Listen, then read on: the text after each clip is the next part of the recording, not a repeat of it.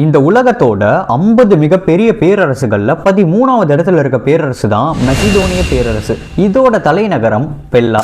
பொது ஆண்டுக்கு முன்னாடி 336வது ஆண்டுல இருந்து 323வது ஆண்டு வரைக்கும் 13 ஆண்டுகள் ஐரோப்பா மற்றும் ஆசிய பகுதியில் இந்த பேரரசு இருந்திருக்கு.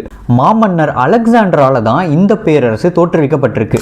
விவசாயம், வாணிகம் மற்றும் கைப்பற்றப்பட்ட இடங்கள்ல கிடைக்கிற செல்வங்கள் தான் இந்த பேரரசுக்கு அதிக வருவாய் ஈட்டி தந்திருக்கு. தங்கம், வெள்ளி, தானியங்கள், துணி வகைகள் மற்றும் குதிரைகளை இவங்க ஏற்றுமதி பண்ணியிருக்காங்க. மாமன்னர் அலெக்சாண்டரோட ஆட்சி காலத்துல தான் இந்த பேரரசு அதோட மிகப்பெரிய பரப்பளவு அடைஞ்சது. அவரோட ஆட்சி காலத்துல இராணுவத்துல மட்டும் 1.5 லட்சத்துக்கும் மேற்பட்ட இராணுவ வீரர்கள் பணிபுரிஞ்சிருக்காங்க.